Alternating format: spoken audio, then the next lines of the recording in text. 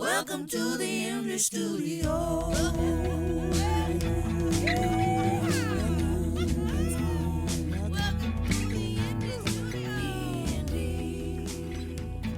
Welcome to Indie Studio Podcast. We're happy to have everyone back for another episode. Today we have some special guests in the studio. For those with keen eyes who are watching the podcast, you might recognize my shirt today if you might be a fan of Cardboard Cutouts. Welcome, guys. Thanks for having Thank you for having us. Crew. No, I'm so happy to have you guys here. Like I said, I'm a little bit biased because I have been a long-time fan of you guys. You have very bad taste. So I don't know if that's a good way to advertise your band, but regardless, no, seriously, so stoked to have you here. Thank you. For the listeners or the people watching who might not know you guys yet, do you want to go through, give a little introduction as to who you guys are? Yeah, so we're Cardboard Cutouts, and we're from Toowoomba originally.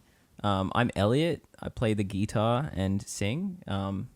You guys can introduce yourselves. You're all... I'm Rowan, I play drums. I'm Seb, I play bass. I'm Campbell, I play guitar. So why don't we start kind of from the beginning and talk through kind of like the evolution of the band, how it started, how you guys ended up where you are now. Yeah. So we started in high school with Rowan and I playing, I think we played a show for like someone's 40th birthday party or something, and then we just kind of evolved from there. We had Jackson, who's like a longtime friend.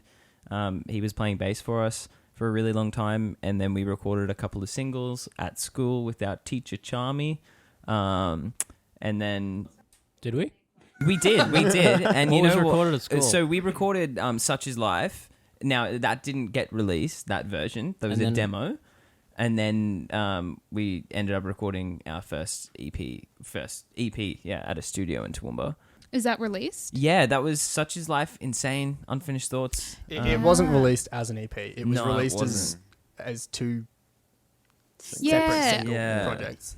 Insane is up on Spotify. Yeah. Such as Life as Yeah. well, yeah. So pretty organic kind of start Yeah, to the band. And it wasn't this like configuration of members. No. So Elliot and Rowan, you two were like the OG. Founding We fathers. started this And thing. did you have the name yet?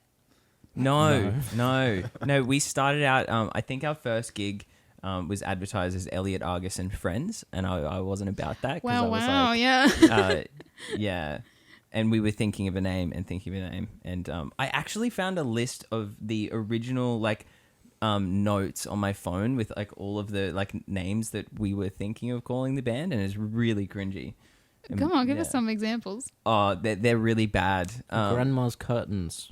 That was a good one. That is the best That one. was the We should best have been one. called Well, Grandma's that's so Curtains. funny. Yeah. It sounds like that would make such a great like song name. It maybe. would. Yeah, it would. Yeah. But no, there was some really bad ones in there. Home and Display. I remember Rowan going, "Hey, this we should call ourselves Home and Display." I don't remember that at all. Yeah, I do distinctly. I think it was a joke, but it made the list. Was that I a don't case remember what would of have It was prompted either me to you make or that Jackson, but It was a yeah. probably case Jackson. of like Jackson picking was up a full of bad magazine ideas. or something and Yeah. home and display? Home and Display. Display? I don't know. That's not a name I'd come up with. I'm not even joking. I will find the note. Please pull do. it I up want- for I sure. want I'll pull it up. And then we ended up on Cardboard Cutouts randomly. I think Rowan came up with that We've name. been over this several times. It wasn't me. No, it actually was Elliot that came It was up with Elliot. that name. He Every just time doesn't. he's asked yeah. this question, he He always gives goes me to that Rowan, and it's been proven that it was Elliot. Yeah. I think it's a good name though. I feel like it's like it evokes this kind of like organic sort of like I don't know, kind of homemade. When you think like a cardboard cutout, I don't know. It's like it's We're a kind big of DIY is a what bit you're trying to DIY. say. Yeah, exactly. Thanks for We're a pretending. bit No, but you guys like you have this very like I don't want to say DIY, but you have like a history, and we'll get into it. But you have a history of really carving out your way yourselves. You make a lot of your own music, especially up until only recently. I know you have a home studio. You do a lot of that stuff. You write your own music. and you manage all of your things yourself for the most part. Like, I think it's a good representation of you guys. And even if you continue to grow and you see a bit more representation or, you know, a bit more like management or that kind of thing, it's still like reflecting the roots of what your band is. Yeah.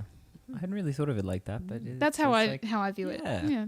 That's kind of cutesy. And I was also, like, I feel like a lot of, I don't know if this is purposeful, but a lot of your album art and your single covers and that kind of thing, it's like hand drawn. That's because we're broke and kind of. That's because I was like, hey guys, I can do this in MS Paint. Yeah, that was we needed something done, and Rowan just went on to Paint and like knocked something Give out me in 3 10 hours of minutes. Microsoft No, Paint but and I'll do something. That's exactly it. Like, you guys are so involved with every single little part of what you do that, like, almost like the way that your band is represented visually reflects the name of your band.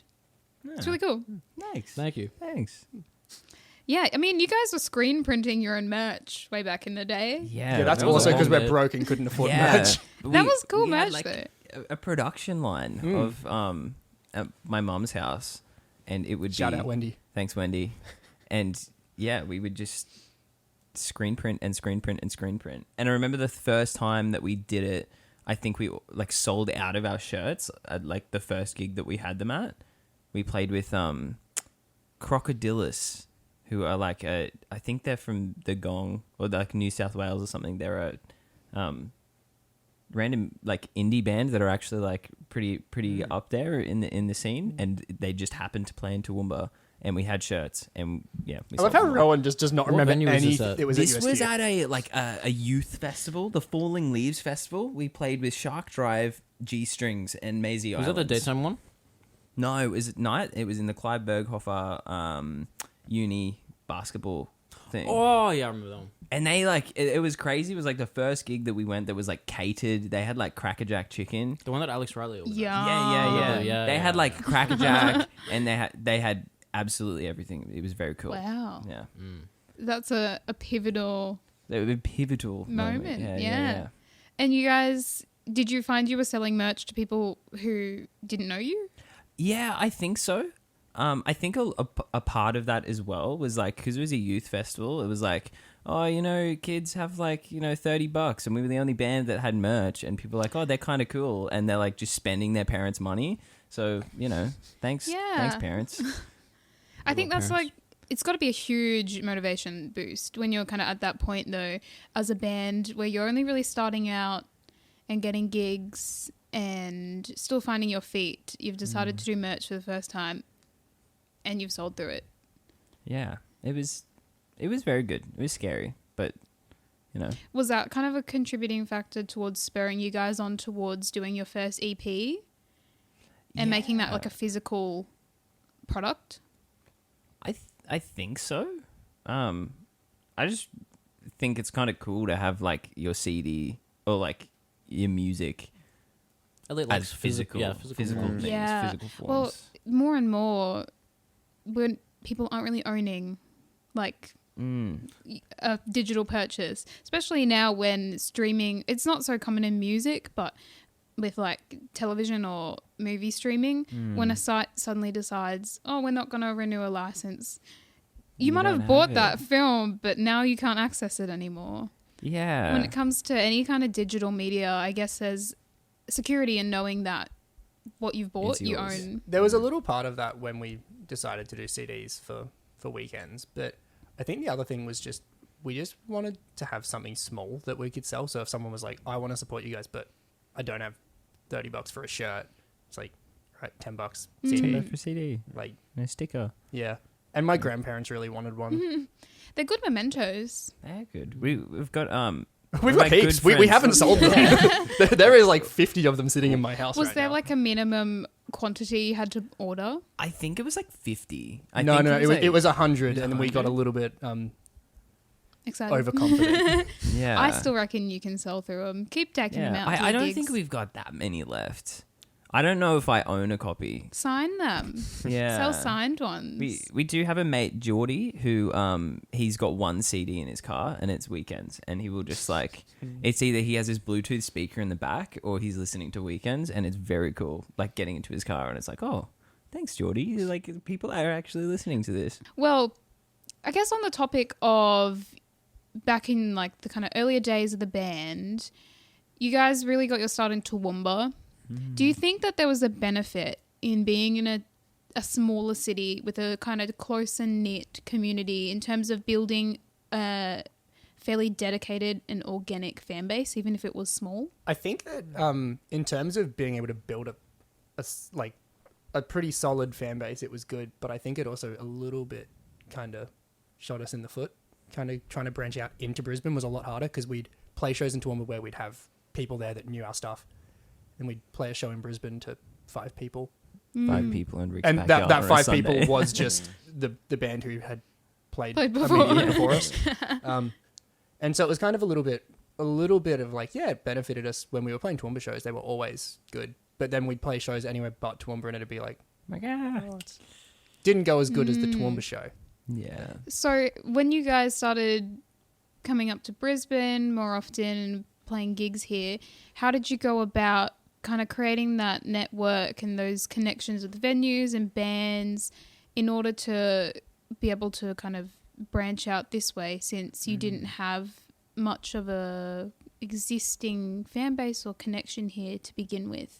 I think a lot of that came from like our connections in Toowoomba. Like, we played a few shows where we were like, okay, we want to play a show in Brisbane. We'll contact the venue and like get that happening. But I think like a really big stepping stone for us in kind of like playing shows in the Brissy scene was a band, Annoying Neighbours. They played a show in Toowoomba that we just happened to be on the lineup for.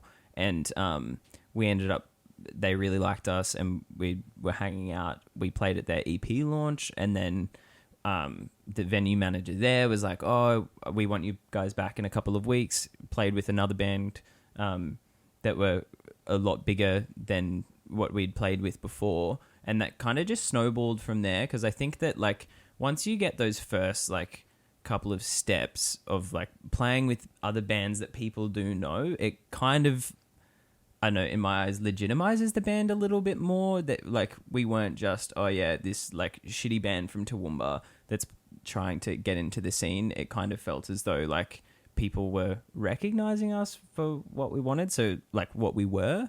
So I don't know. I feel like we've been really lucky with just like opportunities coming like to us, I suppose. Yeah, well, I think luck might be a part of it, but you guys got to give yourself credit where credit's due.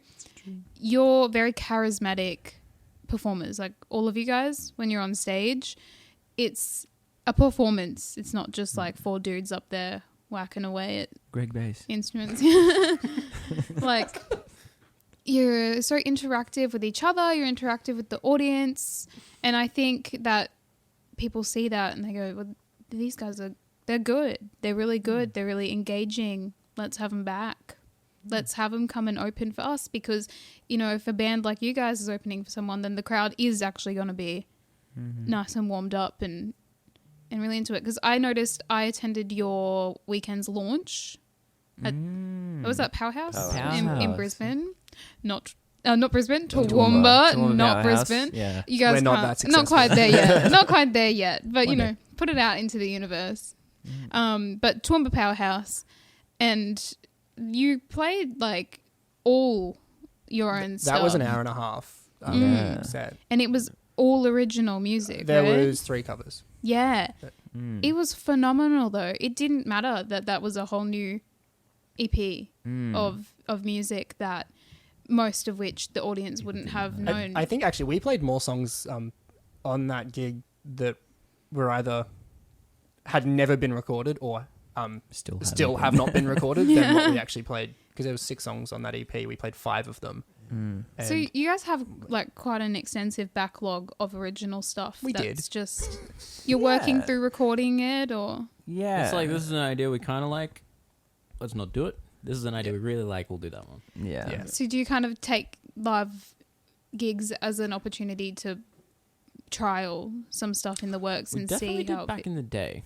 It's a lot more planned now. Yeah. Okay. So Yeah, we kind of burned ourselves out a lot of the time on material before we'd even recorded it. Or it's like we'd get to the point where it's like, we're about to release this and we've been playing the song for like 3 years. So we're all like, all right, we're sick of this song. We're about to release it. We play it for 3 shows, and then we're like, all right, can we cut this from the set now? And it's like, it's just been released. Yeah. Yeah, I can see how that could end up happening. I mean, we've got like legacy bands out there who refuse to play their most famous music. So It's true. yeah, It's true. We don't have to play insane every time. no. But like on the topic of kind of like making those connections and finding gigs, you guys started out doing like free kind of gigs, community kind of stuff. What was the transition into finding paid work like for you, and how did you go about kind of negotiating fair rates and that kind of thing? Yeah. Fair rates. Was that a learning curve?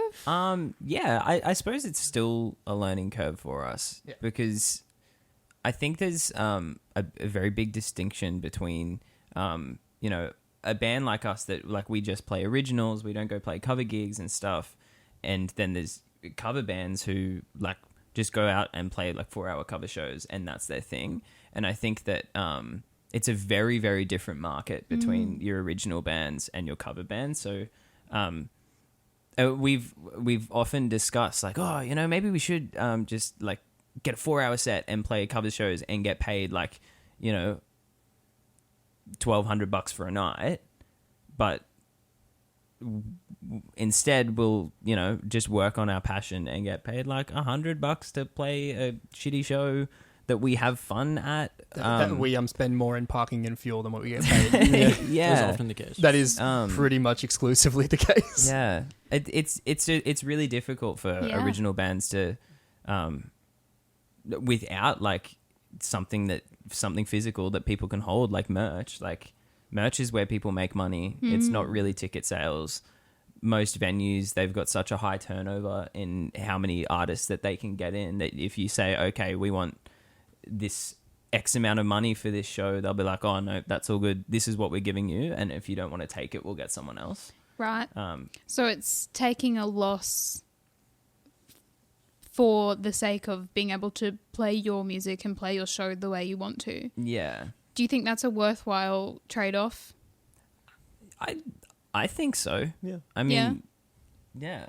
I mean, I guess you're still doing We're doing it. it, So. yeah. We're still doing it and we're loving it.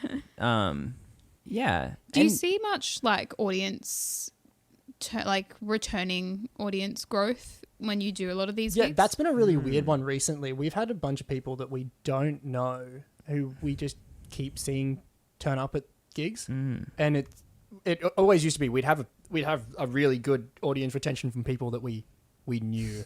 It'd be Yeah. like, oh, we always knew we could get 20 people into a room because it'd be the same 20 people that have been at our first gig. Yeah. But then you get like, we've had gigs recently where you have people turn up and we've never seen them in our lives and they're standing right at the front singing all the words to like 5 songs and then go, all right, those are the songs we wanted to hear, and then disappear. But they constantly still turning up to stuff, hearing the ones that they like, and then going and getting a drink, then coming back out right at the end. Yeah. Which we've never really had apart from people we went to high school with, or like just friends from uni and stuff. We have some very, yeah. very dedicated, loyal people that come to Yeah. all of the gigs, which is great. It's kind of like we can pretty much always establish like a really good energy because we've got people there supporting us, which we're very thankful for. Yes. To Geordie and Tristan, and a few others. Geordie and Tristan. Tristan, Geordie, Tristan. The goats, Absolute travelled carry. all the way to Maryborough, Yeah. just to Geordie's come out to to a gig. Roma. Geordie's come to Roma for us, Yeah. just so he Wow. could come to a gig, so we weren't playing to no one. Yeah. Did they come to the Byron or were they planning to come to the... They were planning, but Yeah. no one. They didn't come. They didn't come. Yeah. Yeah. But, you know, they Slacked came it. to Roma and Maryborough. Yeah. So, Slightly you far know, away. I think that, like, yeah, us four, like, we've been really hard working and doing all that stuff. But, like, I don't think that nearly half of our shows would be as good without, like, our mates, like Geordie and Tristan. Absolutely. And, like, just coming and...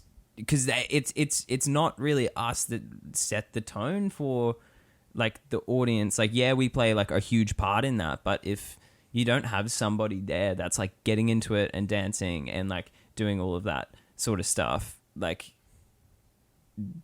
sometimes the vibe is a little bit weird and people don't get into it. You need someone to break the barrier between like people watching and people participating. Yeah. Yeah, Mm. exactly. And we've been just so fortunate that we've like had good mates that will show up to every gig that we have, whether we're playing to 3 people or 100 people.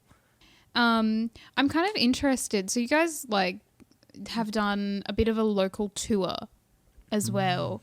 And that's a bit of a different process, I imagine, than finding these kind of Friday gigs, Saturday gigs in the city. How did you go about managing that process? We Especially didn't. being So kind of we outsourced. independent. Yeah. Yeah, outsourced? Yes. Yeah. So, Kind of. yeah, kind of outsourced. We've got a friend, Mr. Harrison, and he was originally a photographer. He did photos for us. He rocked up. He came all the way to Toowoomba for was it the first power? Yeah, no, It it was was the our weekends. it was our EP Weekends. launch. Yeah. And he just like, oh, come, I'll drive from Brisbane to Toowoomba and take photos of you guys. And we were like, For free. Cool. Didn't want to be Why? paid. Just wanted to come and take Yeah. photos. We met him. He was a great guy. So we become bestest buds. And now he just kind of like helps us with managing stuff. He moved to Melbourne recently. But Yeah, to study managing like bands. Like, that's what he wants we are to his do. practice band, basically. So he'll just be Yeah. like, hey, you guys should tour. I'm going to make you a tour.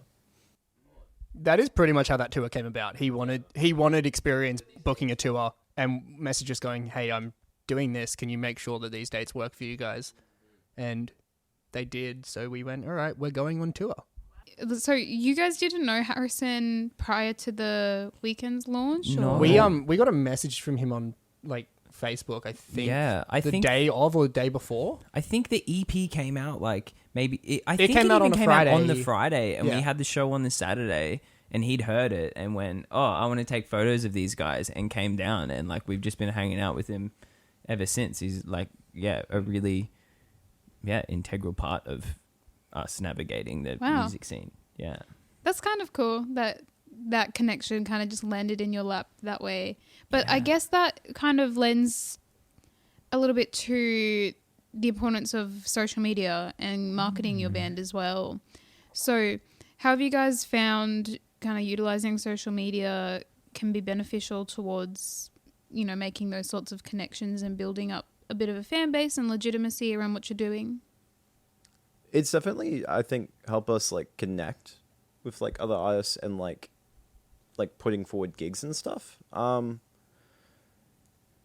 Yeah, I don't know if I've like seen any like drastic sort of like things happen from like social media posting, but I think we're still in the early stages. We're still testing a bunch of different things. I know we nuked our Instagram late last year and like kind of redid it to like kind of make a bit more sense bit of in a terms cleanse. of Yeah, we did a little bit of a Yeah. cleanse. For us, it's it's- about to have a deep cleanse. It's Yeah. kind of just functioned like a portfolio almost for Yeah. like mainly for like when you hit up a venue, they can see what you've done, where you've played, links to your music, all that kind of stuff is super necessary.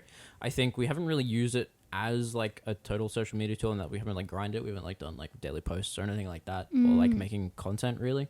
Yeah. It's just been kind of we've just used it as like an updating, or we're playing gigs here, or this song is coming out here.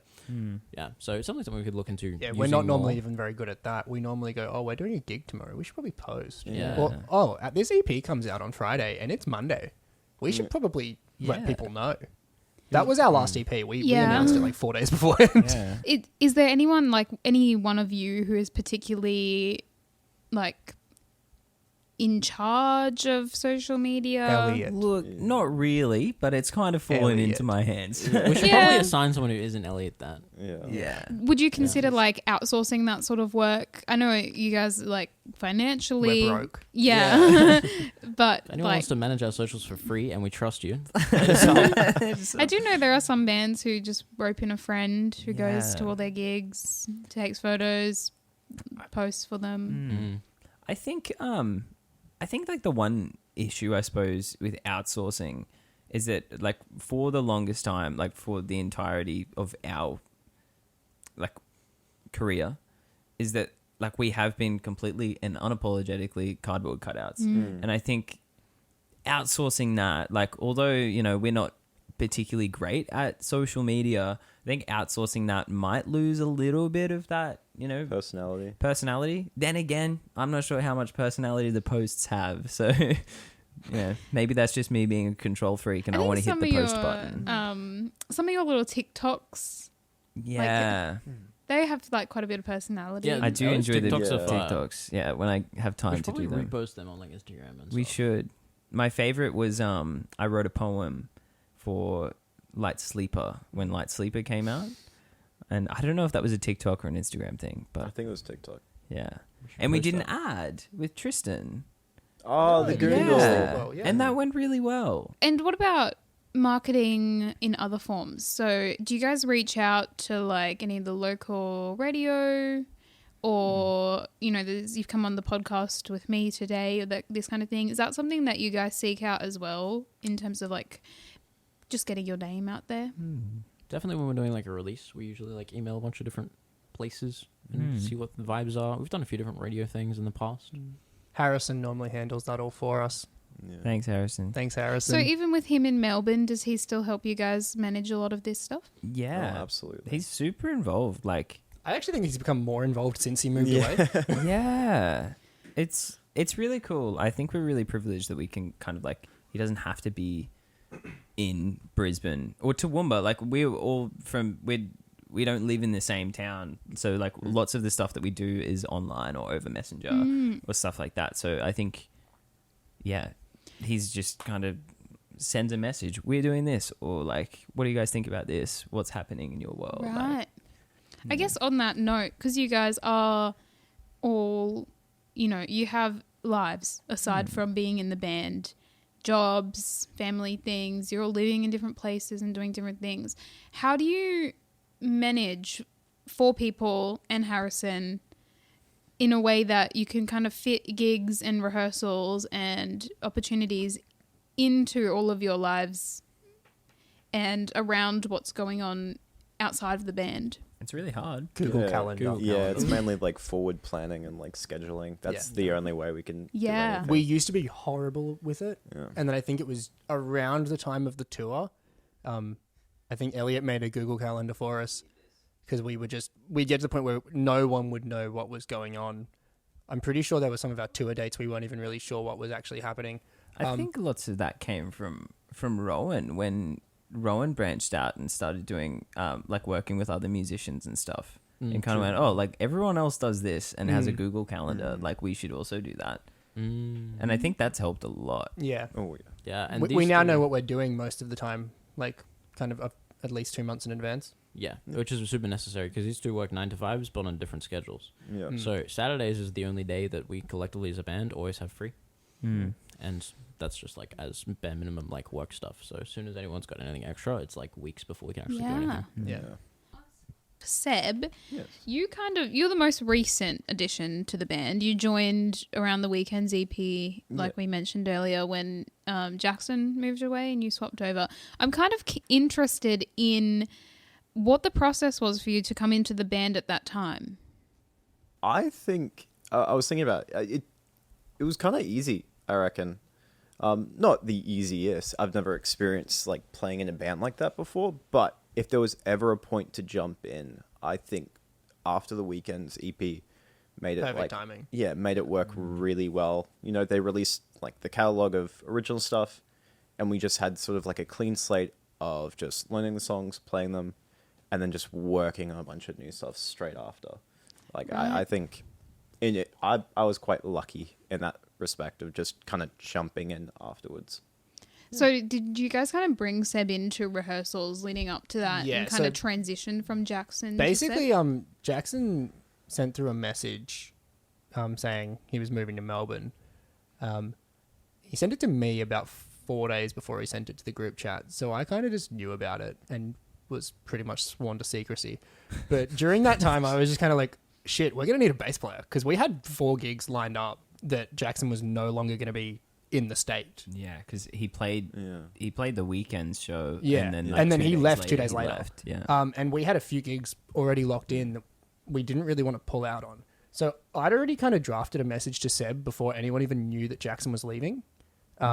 Like just kind of going, hey, we really need someone for a couple of gigs. And that's all it was originally like kind of said to him, as it was like, we need someone for a few gigs. And then if it goes well, then we'll go from there. Yeah. And we had one rehearsal that was Elliot and I and Seb in the shed at Elliot's old place. And Seb walked in and played our entire set, pretty much note for note. Holy hell yeah. And so You're it was hired. pretty much, yeah, just kind of like he showed up to Yeah. the rehearsal and could play the set. And it was like, cool, So that's he, perfect. he was a session musician for like 4 gigs, so he actually Yeah. got paid. And then Yeah, was he like, did. Hey, you want to be in the He did band? get paid, and then he just got a message one day going, "You're not getting paid anymore, buddy. You're now actively paying to be here." Yeah. Wow. Free So trial like expired. promoted, but Yeah, promoted, but no massive. longer paid. Yeah. Yeah. Do you guys miss Jackson though? We love Jackson. We love Jackson. He's a very moved back? charismatic fella, Yeah. and I think that when Jackson left, it was like It was heartbreaking. I don't think we realized how much energy that he brought, just because. But there would be times where like he just like wouldn't play his part, and he'd just like jump up and down. Yeah, It's throw like, shirts it's out. like you give people. and take. Right. Love I Jackson. think At that's the case with our everyone, EP right? launch, his last gig, he just abandoned playing bass for like half of a song just to throw t-shirts at the crowd. The ass completely fell out of the mix, but it was like, oh, it was a good moment. Yeah. I mean, we'll have fun with it, right? Yeah, exactly. Yeah, It exactly. was his last show. He could do whatever he wanted. Yeah. And did you find with Seb joining the kind of feel of the group changed a little bit? I actually think the weirdest thing is, in terms of like being a different bass player, it didn't feel weird. I think the weirdest dynamic change was between the three of us. Like it always felt weird, like to me, dynamic. Like having a different bass player there is like, if you're not paying attention to there being a different bass player, a lot of the time it was like not as noticeable, but it felt like it was like, okay, we're in a different stage of this now. So we were all kind of going a little bit more in, still not like fully like, okay, this is what we're wanting to just do forever. But it was like, we all kind of committed a little bit in a different way. So there was a little bit more of a kind of tension going, all right, we need to make this work if we're going to actually, if we're bothering to replace Jackson, we can't half-ass this. Like we need to get a good player. But then it was like, it felt a little bit weird for the first couple gigs. I think our energy was always just a little bit off. No. And we played our first few with Seb and it was like, okay, this is going to work. This will be Yeah. fine. Like we don't really need to worry. It's going to be good. Which was was- kind of like that regular teathing, I suppose, with you. Yeah. You're playing with, or just working on a team with Yeah. new And people. new people. Yeah. Yeah. What about you, Seb? Well, again, like completely different for me. I didn't notice any kind of teething issues from you guys, but then again, I've never been in that setting.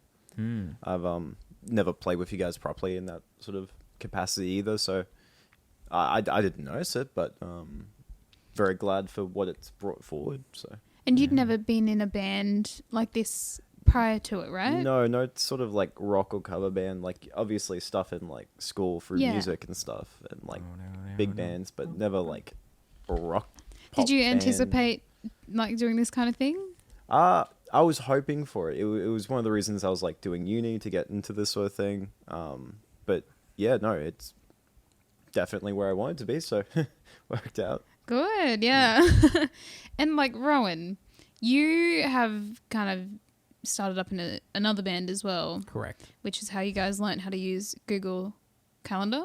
Correct. Good job. Do you find being in two bands allows you to have a bit more creative fulfillment? For sure. Yes. Is that part of like your motivation in Entirely. doing that? Yeah. So I really like heavy music. And so I have like a metal project as well.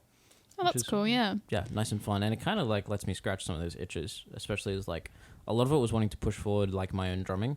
And there's kind of a cap with that with kind of like genres. Like there's certain limits to like, I guess it just comes to not overplaying with the music. And it's a lot harder to overplay in a metal bands than in Cardboard Cutouts.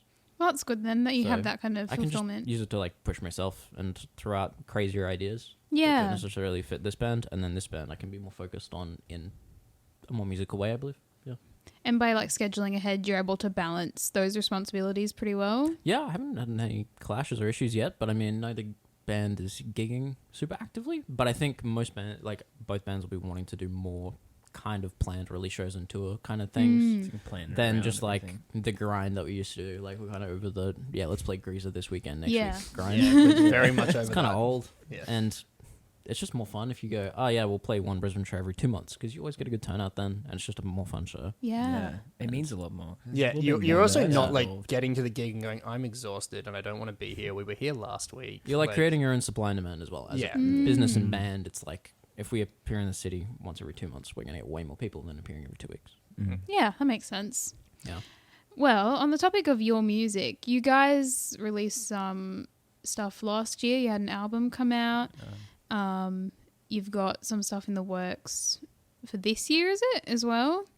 We'll see. Maybe Yeah. one single at the end of the year, but most of it will be like next year. At the very least, something's cooking. There's- it's definitely cooking. we're in the kitchen. Yeah. I think what's really cool about you guys as a band is you're not very constrained by genre. Like, I know you don't go full metal like Rowan. Not all the time. We do. We have one actually song. do now. Okay, you do now, yeah. Yeah. Wait, Yeah. wait.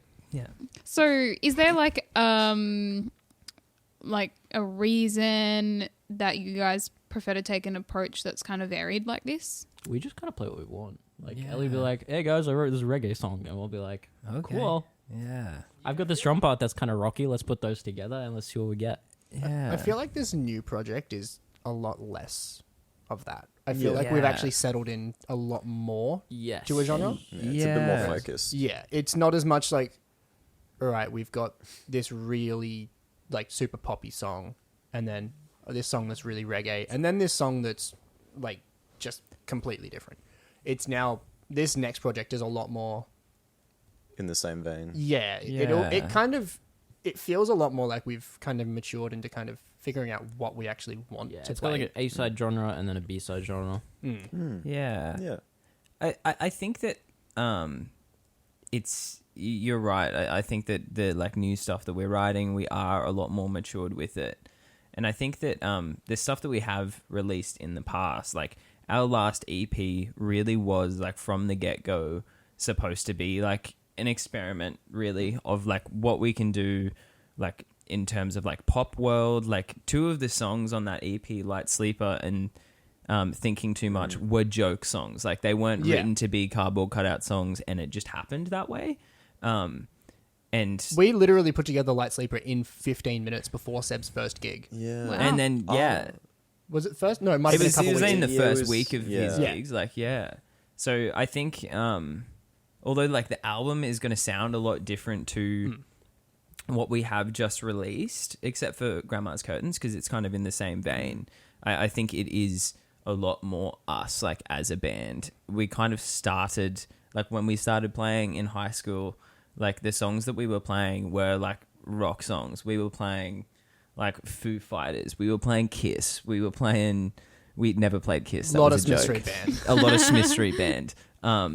And yeah, we kind of like fell away from that just because we wanted to see what we could do. And I think we're falling back into that, and it's a lot more introspective. And I think the songs are a lot more meaningful.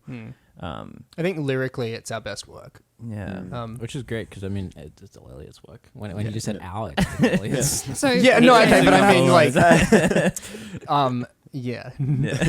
so you're mostly the lyricist of the group. Yeah, I'll say Yeah, yes. no, it is. And Just then, like, yes. occasionally someone will go, I think we should change this line. But I also, like, we've kind of gone a little bit away from that in terms of, like, critiquing lyrics, like, too much, because I feel like that's where a lot of, like, I know, tension for us gets built up, because obviously lyrics, like, are a very personal thing. But, like, I think workshopping that sort of stuff has been really good. Or like I'll go to Campbell and be like, yo, I really like this song. What do you think of this line? Because I'm not 100% sure about it. And Campbell will either go like, nah, man, like that's fine. Or go, okay, we should change it to this.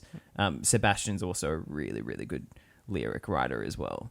And Rowan just hits shit. Yeah. So it's kind of a collaborative drafting process Yeah. in that sense. Sometimes. Sometimes, Yeah, yeah. not always. Some Not songs always. just write themselves. Yeah. Yeah.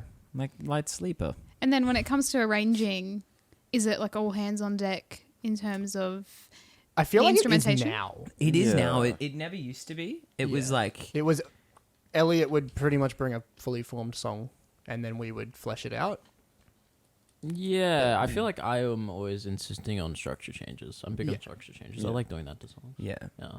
Because generally when I write a song, its form is generally like The same. slow build up, big section. I think back in the done. Small day it bridge. was like, oh, I've got this chorus, and like, oh, I've got this idea for a bridge, and then I'd be like, that's pretty cool. We should do this, and then add like another section here, Yeah. another section Yeah. here, and we'll repeat this verse here, kind of thing. Mm. I feel like the other kind of thing with it recently is all of our songs, since we've been working with like very heavily with a producer for all of our most recent stuff, we would go into the rehearsal space going, all right, this is what we're going to do. And he would sit there, listen to it once and go, no. Here's what we're going to do. Yeah. Get rid of that bridge. I yeah, don't like that that bridge. sucks. Yeah. Change that. Fix this. Do this instead.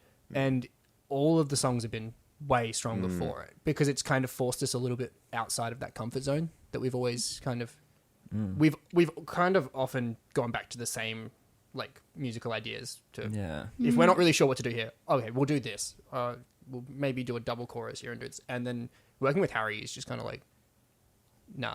It's like, okay, let's play a minor 7 flat 5 right here. Yeah, And it's fine. like, Harry, this is a rock song. It's like, no, trust me, it'll work. And it it's like, does. oh, Oh, okay. yeah. So your production process when you're in the studio, you tend to take more of a collaborative, creative approach with your producer, Harry. It's kind of like where the ideas people, and he gets the final say for the most part, which is really nice for a new thing. yeah. There is Yeah. one Learn song from that it. has a full minute where the only people who play on it are Rowan and Harry. we will not say what that song is. You can find out later. Campbell played a drill Stay part. tuned, huh? Oh, I did play the drill in that Yes. song. Yeah. Yeah. The drill. Yeah, I put a drill in front of a guitar pickup and went, Wow. Yeah. the best thing on the Very album. experimental by It the is. sounds of it. Yeah. So, in terms of how you guys approach production now versus in the past, you used to do a lot of self-production. Weekends was 100% self-produced. Yeah. How have you found working with a producer and kind of taking a step back from that process in that sense? It's been incredible. Like, so the whole idea, like, for us, because obviously, like, Campbell and I are very much into music production and absolutely love it. So we kind of went, okay, Campbell was producing the first EP, I'd do the second one, and then we'd work with the producer on the third. And we got halfway through the second EP, and everything was sounding really good, but it was just taking us so long, like, for it to get to the point where we're like, okay. So we got, like, 2 songs completely mixed and produced, and then after that, we were just, like, just stagnated. And I don't know who it was. It might have even been Rowan going, like, maybe we should just send it to someone else. I was pretty like, hey sure guys, I know a guy named Mr. Fortnite, and he will take care was of this. like, And yeah. then he did. And then he And did. then we Bum, bum. hired him as our permanent guy. Yeah. So for this most project. of the money you make from merch sales or whatnot, you invest directly back into production? Pretty much every Yeah. dollar Oh, we've yeah. ever made from the band has been invested back into the band. I think Yeah. we've been paid twice. Wow. And they're like Yeah. special events. Yeah, that's always just been when Yeah. we've been slipped cash. And then Yeah. like, okay, rather than putting this into the account, if Yeah. we get Like, if we get $100 $200 just cash, $200 $50 cash, we'll or just- something. yeah. And you Yeah. guys are at the point now where you're not doing any free work Pretty for the much most no. part. For the most part, I think occasionally, like, if something pops up and it's a meaningful thing, Yeah. we'll go, hey, like, that's cool. But majority of your gigs are paid. Well, you we sell need to cover our merch. baseline costs, Yeah. really. Like, Because Yeah. yeah, That's two the of main us are in thing. Brisbane, 2 are in Toowoomba. Yeah. So Mhm. anytime we're doing a gig, someone is traveling. yeah. So, do you guys make much from streaming? Nope. No. I think we made $13 once. Nah. What's our total? I think we're at, like, maybe $150, and that's, like, Yeah. all time. And I think What's that's... that, like 55K streams or something? Yeah, something like that. I'd have to have a look at the stats. But, yeah, it's not much. No. Like, it's nothing to... We've made more on 3 t-shirts than we've made in streaming. yeah. How do you guys go about with distribution? Yeah, we just swapped over platform, actually, over to GyroStream, because we were with another streaming service, but they were, like, offshore. They weren't from Australia, and then GyroStream is based in Brisbane, I think. I think they've got an office in the Valley, and went, you know, like, all of our favourite Australian artists, most of which are with GyroStream or, like, doing stuff, and they've been great. Our We songs are basically still just on got kind of Spotify, so that's hassled for cool. 6 months for like Yeah. not being with them, and then went, oh, okay, we'll swap. And So it's they been reached out awesome. to you? Sorry? Did they reach out to And you? then Mr. Harrison No. was like, Yeah. you Oh. guys. he was should telling be you that to get other on guy. You it. shouldn't be with the other guy. You gotta listen to Support him. the little guy. Yeah. Yeah. So, do you find kind of looking at what other bands in the Australian scene are doing, and We probably don't do that enough, to be honest. Hmm. We're very insular. We don't. Yeah. I guess for like stage kind of energy and presence and performance, it's definitely like, look what this other band is doing. Yeah. But in terms of like management and just the business side of the band, it's all been like, let's do it ourselves, and then we mess something up and then we change it and fix it. yeah, Because I mean, it's like, unless you hit up other people that you know kind of in the music, it's not like there's a lot of, I don't know. Transparency. Yeah, that Mm. information's not really that's true. super easy to come by unless you have a connection. Yeah. Yeah. Yeah, it is actually. It's kind of a hard industry to crack. But All then, the bands do things differently as well, so you can't just like, yeah. I also wonder though if that's like a part of like musicians also, I feel like, don't ask lots of questions, because I feel like a lot of people think there's a lot of industry secrets, so people don't ask the questions. I think that's actually very and I much think, the case as well. yeah, I Yeah. think we're like so guilty of that, of like We rock up to a gig and then play the gig, and then we're like, how much have we paid for this gig? I don't know. We should probably ask them. yeah. Yeah. Yeah, I feel like musicians are more open than what musicians think they are. it's just like, about in the actually scene. asking and Yeah, I and feel like finding people are out. too shy to ask questions because they're afraid of like getting pushed back. Because that happens so much in this industry. Like, it's most of the time you will send an email to someone. They're like, "Oh, yep, cool song, but I'm Not not for putting us." it on. Yeah, not for Yeah. us. But like Not on my next show. time. Like, send us another one in 6 months." I'm like, yeah. So I feel like people just don't ask the questions. So you've got to be pretty resilient to kind of get to where you guys are and keep going. Yeah, definitely. Like, If you can't handle getting knocked down a few times, then you will be eaten alive. Oh, yeah. yeah, and it's not fun. And like, that's just our experience too. Like, I know, like, there's been some bands that have just like cracked it straight away, Oh, and they're yeah. like, they don't have to play the shows to 5 people. Like, they just go straight through. And Name it's- a band that does that. Well, actually, Didn't Ball Pop recently, Music kind of do that.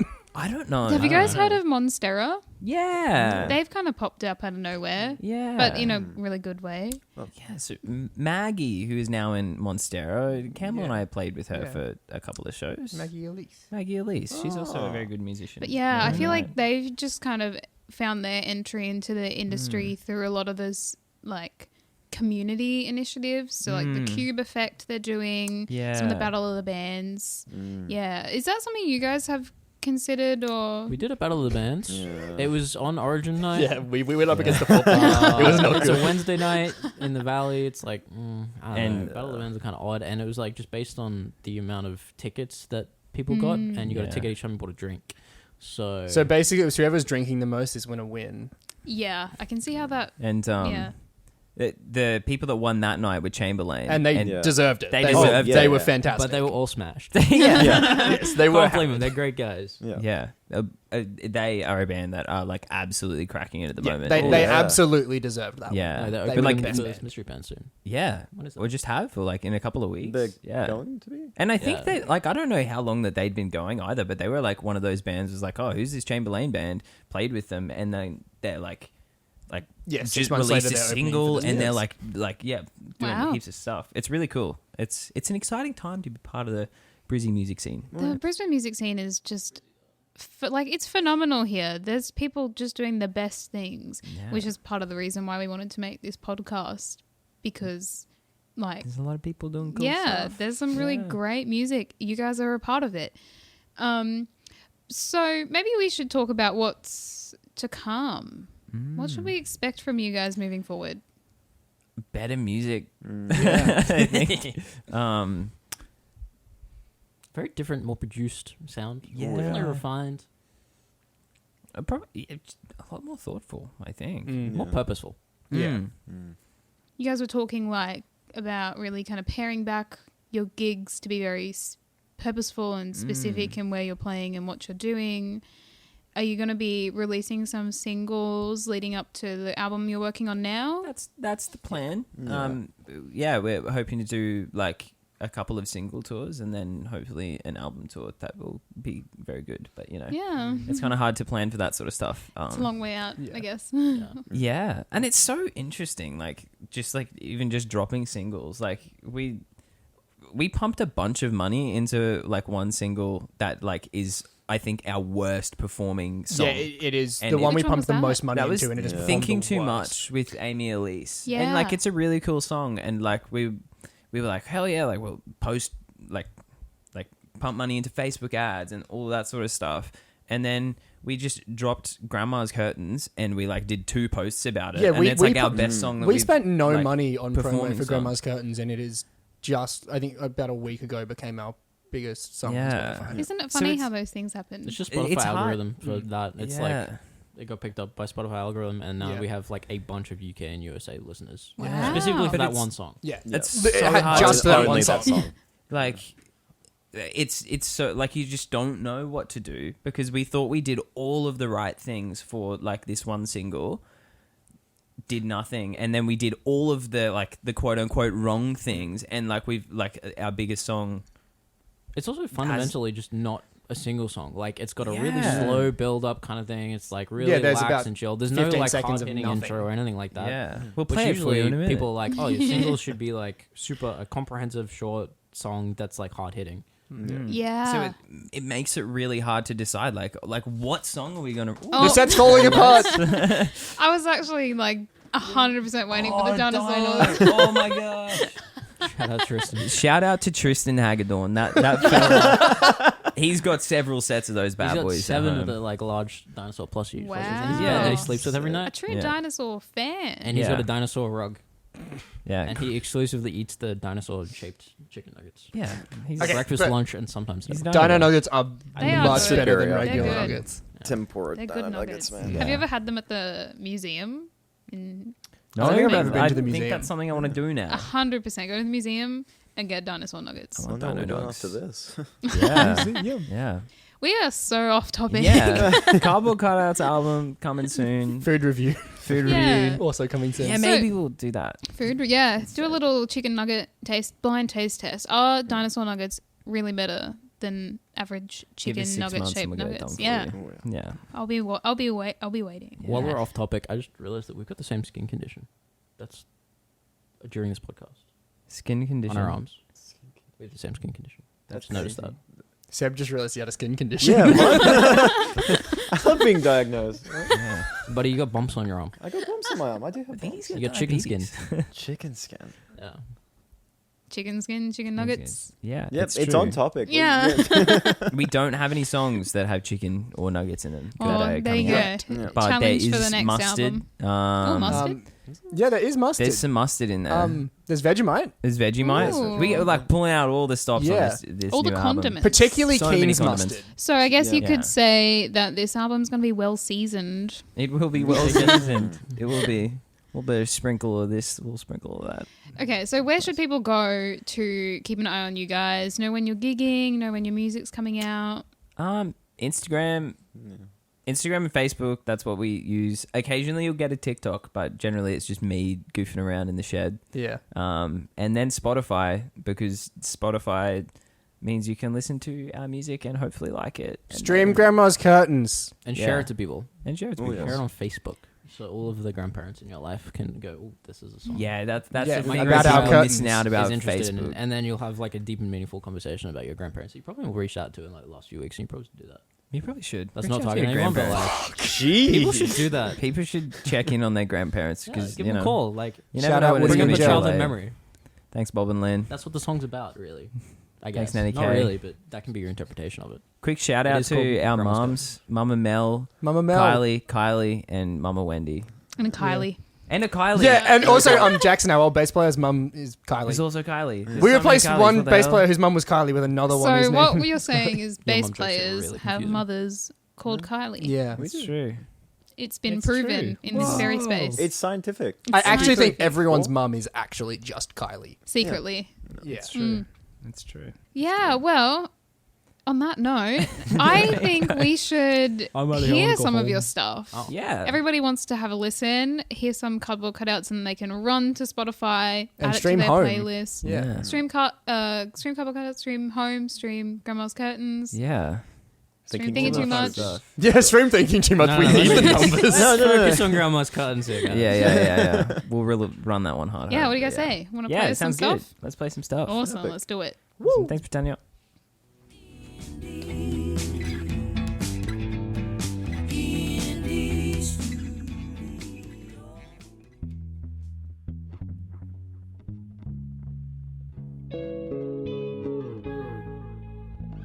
Good morning, good afternoon, good night. We are Cardboard Cutouts. Welcome to our humble house of fun. This is Grandma's Curtains. We hope that you enjoy. I like you when you're crawling. It makes me smile. These gardens beg for drawing. Get your paper and I'll get mine. And fantasy, it belongs with you and me. Beneath the trees with the flowers and the wayward vines is a world where we're together just to waste our time.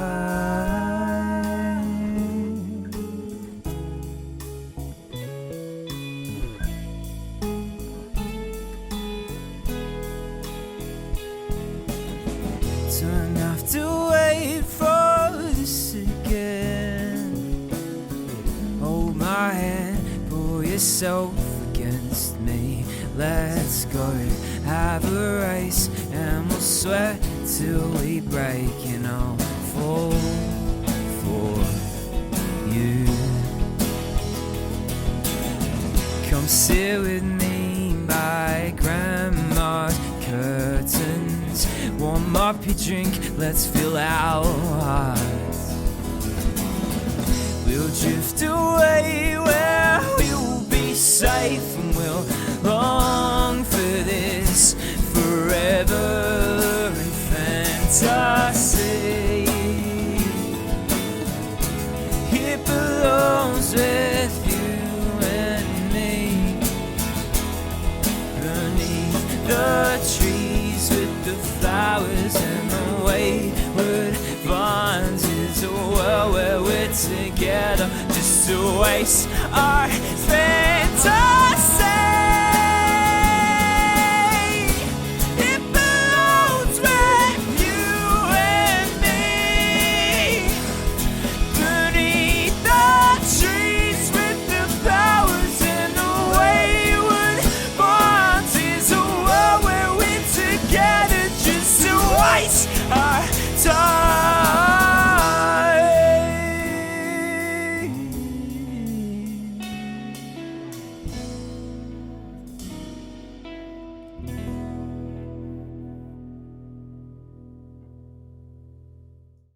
Fuck yeah, this is Light Sleeper. Take 2 because we fucked up the first one.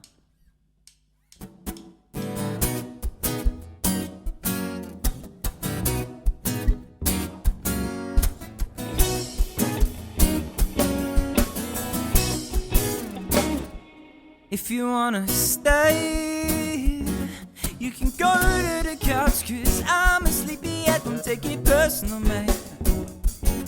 I swear that you aren't the only one. Fuck a pillow, use a goodbye tonight. You're running for the rest of your best, not right, I don't care.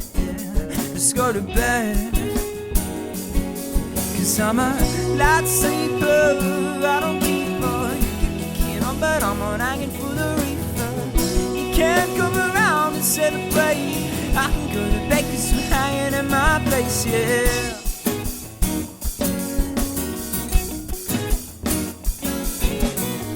Come back tomorrow, you can pick up your beers. I'll be awake at 8 now if they're here for a week. I can go there. If they're here for a day, I can still take a sip. Now it's all for the taking. If you leave a mess, you better be ready for this. I won't catch you on the flip side. Party players stuck into the wrong side. 'Cause I'm a night sleeper, I don't keep up. You keep your key on, but I'm not hanging for the reaper. You can't come around and celebrate. I can go to bed 'cause you're hanging at my place. I'm a light sleeper, I don't keep up. You keep your key on, but I'm not hanging for the reaper. You can't come around and celebrate. I can go to bed 'cause you're hanging at my place, yeah.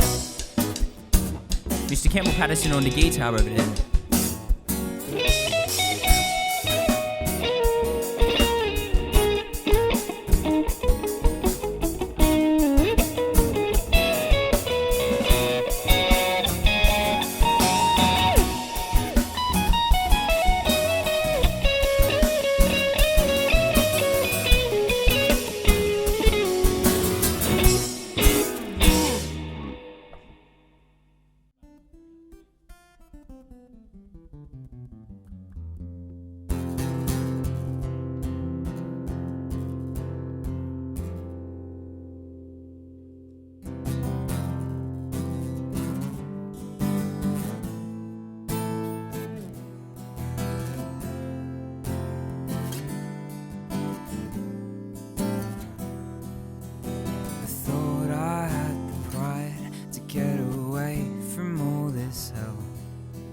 Instead there's pent-up anger, cracks emerging from my shell. And I've not been strong enough. Oh, turns out my whole life's just full of luck. I've been waiting to clear my head. I hope you're never coming back. 5 long years and I'm still off the track, and you plagued me from inside. Never got the chance to give a piece of my mind, but trying to clear my head.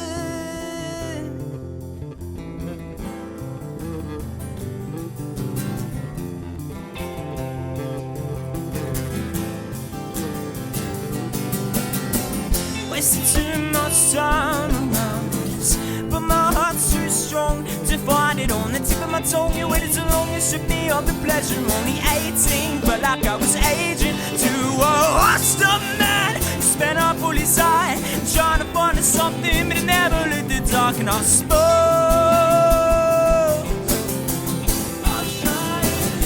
I hope you're never coming back. 5 long years and I'm still up track, and you baby from inside. Never got the chance to